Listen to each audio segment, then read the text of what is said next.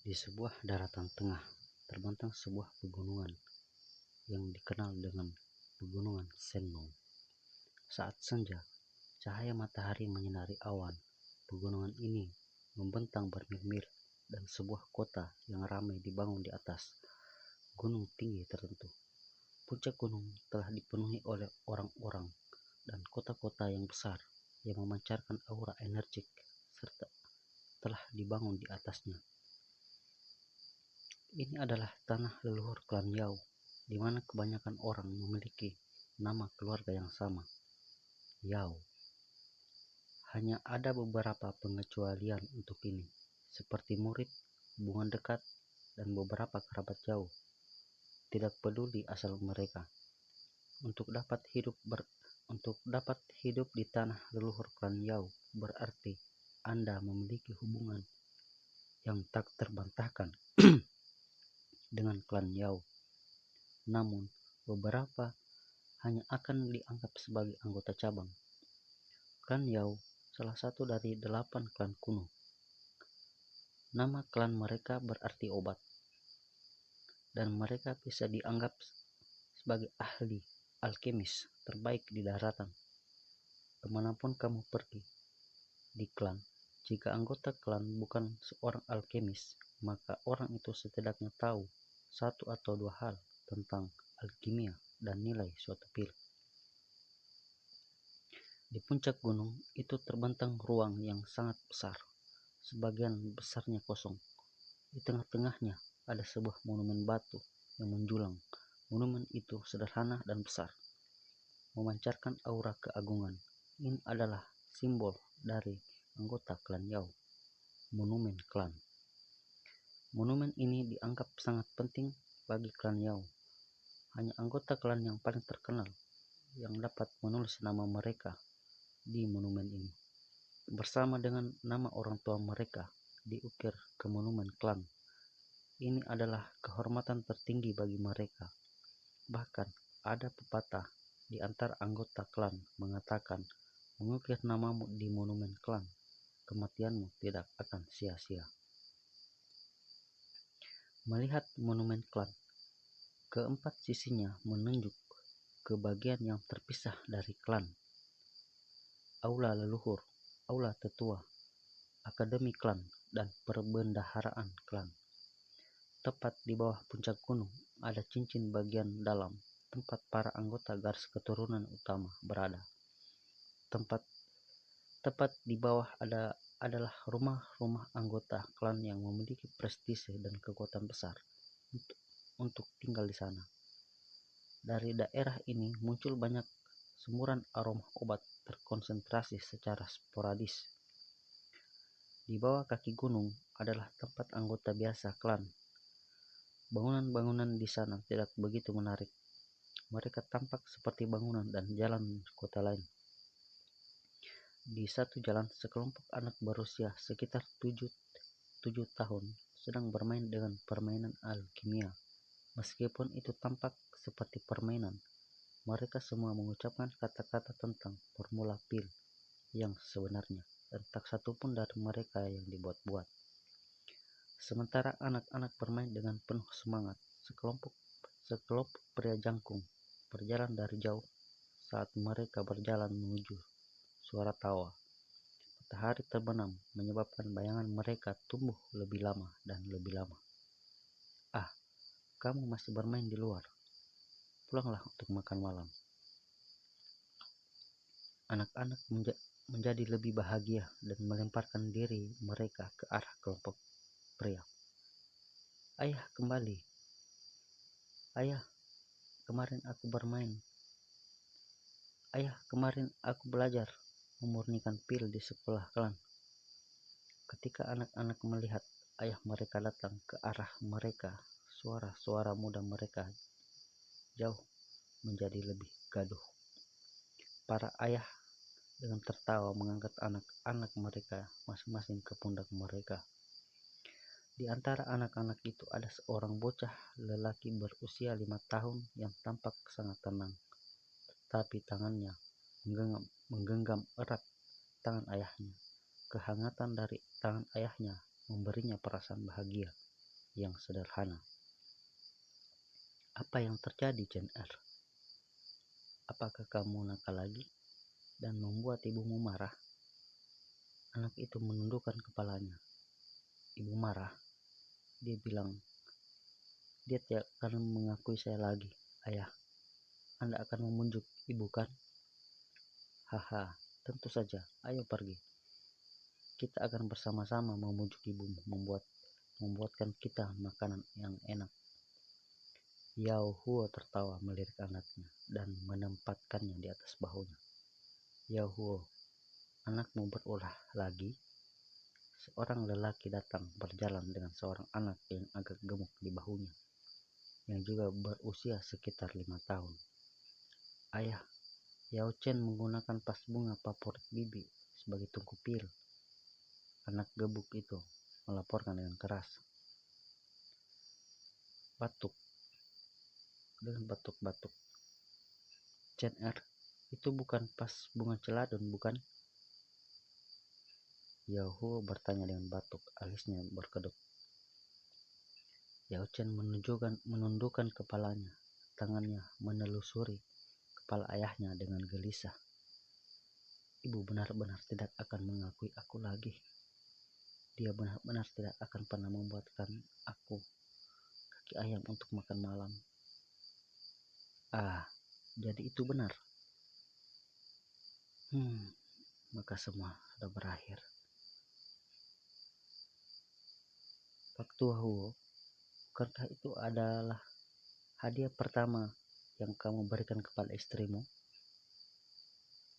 Ah, Yao Chen, tunggu saja kau dihukum. Tawa pria berotot itu dengan perutnya yang gendut. Sudahlah, Luo Bing. Jangan mencoba menakuti anakku. Chen Er, jangan takut.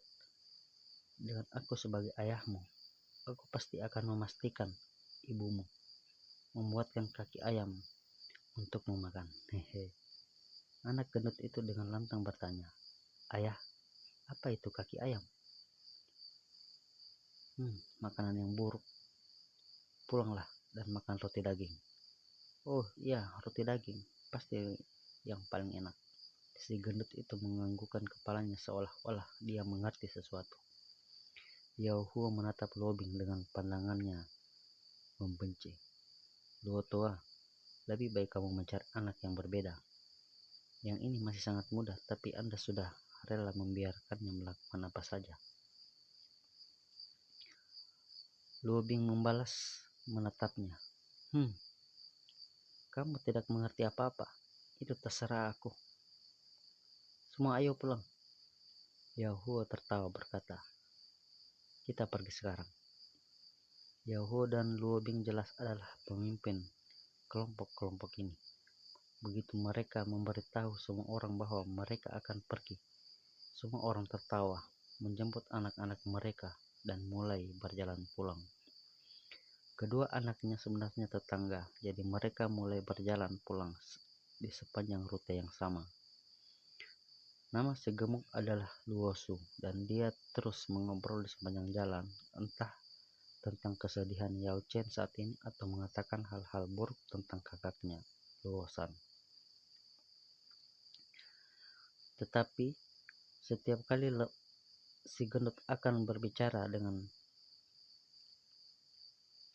situasi Yao Chen, dia diam-diam akan melirik ke arahnya. Sangat jelas bahwa dia berusaha untuk mendapatkan perhatian Yao Chen. Namun Yao Chen tidak mengambil hati apapun dengan apa yang dia katakan. Bahu ayahnya sangat lebar dan dia merasa sangat nyaman. Kalau saja ibunya tidak marah padanya, maka dia akan merasa lebih baik. Ketika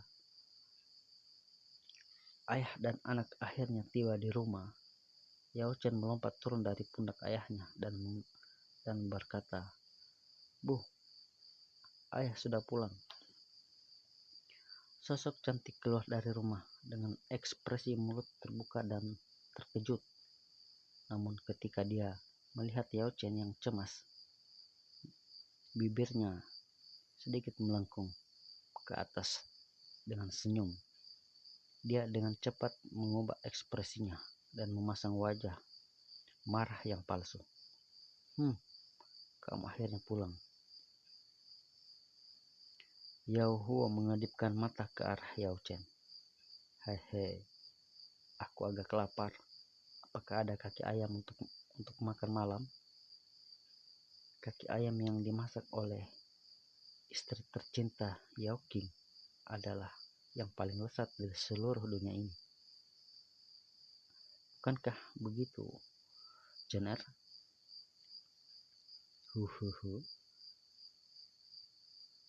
Kaki ayam ibu adalah yang paling lezat. Yao Chen segera mengangguk.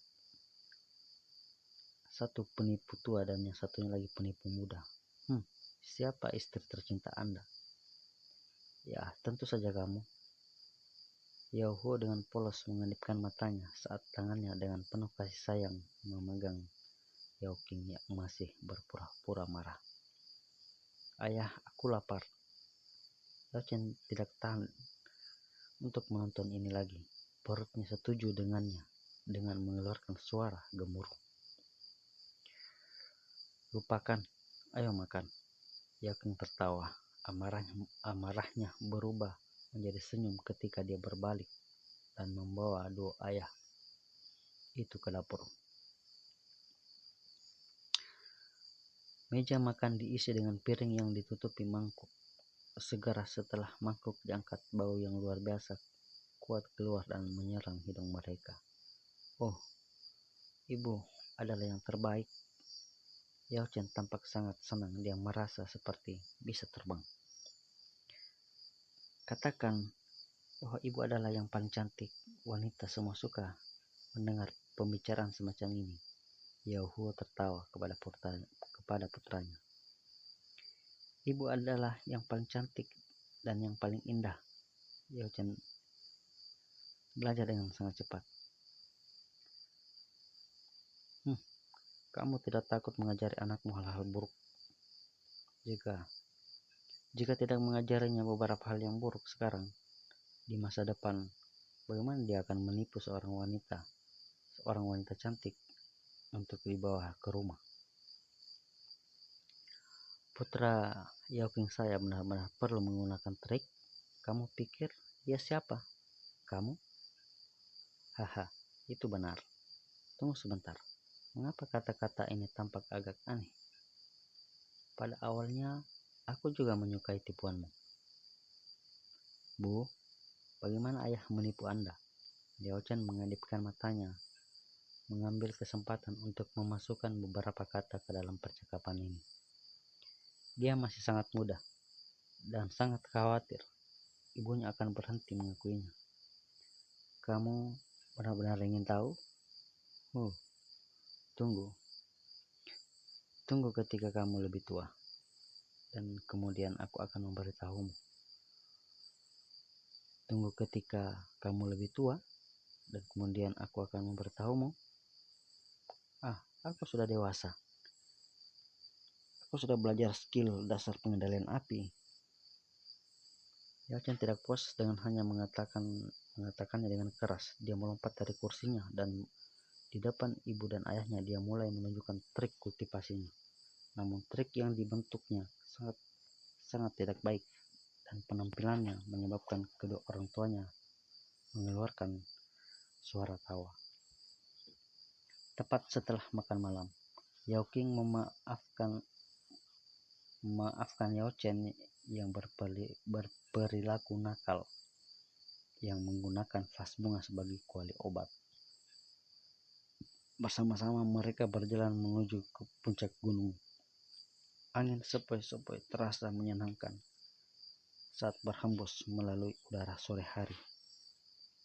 Dan Yao Chen mulai bermain dan menghibur dirinya di sepanjang jalur gunung. Keluarga ini sangat bahagia bersama. Sampainya di puncak gunung, mereka melihat monumen klan di tengah lapangan umum. Sudah ada beberapa orang di sekitarnya. Yao Huo tertawa berkata, "Ayo, hari ini aku akan Aku akan membawamu ke tempat khusus. Awalnya disitulah ayah dan ibumu, Yahuo. Yaoking menginjak kaki Yahuo dan wajahnya yang cantik dan murni muncul 2 titik merah. Hei, ayo pergi menyaksikan matahari terbenam. Di sana memberi Anda semacam perasaan khusus. Dan jika kami sampai di sana terlambat, itu akan diambil oleh orang lain. Melanjutkan di sepanjang jalan, mereka melewati monumen klan dan tiba di menara lonceng besar. Mereka memanjat bintang-bintang dan tiba di atap tempat angin bertiup kencang. Cahaya api matahari terbenam perlahan turun melewati puncak gunung yang jauh. Angin sepoi-sepoi, cahaya matahari terbenam. Tawa ibu dan anak terdengar. Tangan kecil Yao Chen menunjuk ke alun-alun yang jauh. Ayah, kita bisa melihat monumen klan dari sini. Wow, sangat kecil dari sini. Aha, Yao Chen, apa kamu tahu apa monumen klan? Apa Anda tahu mengapa itu sangat penting? Tidak, Yao Chen menggelengkan kepalanya. Pemuda itu masih tidak tahu mengapa monumen klan adalah simbol paling penting di klan Yao. Yao Huo tertawa terbahak-bahak. Dia menepuk kepala Yao Chen dengan tangannya yang kasar dan besar dan perlahan berkata, monumen klan ini memiliki catatan anggota klan Yao. Klan kita yang paling heroik. Ini adalah kehormatan terbesar dari klan Yao kami. Nenek moyang yang tak terhitung jumlahnya telah menghabiskan seluruh hidup mereka untuk mencoba mengukir nama mereka. Yao Chen, kakek buyutmu pernah mencapai kehormatan itu dan namanya diukir di atasnya. Itu adalah momen paling mulia bagi seluruh keluarga calon kami. Ketika berbicara tentang kejayaan masa lalu, ekspresi Yao Huo berubah menjadi penghormatan, harapan, dan juga ketidakberdayaan.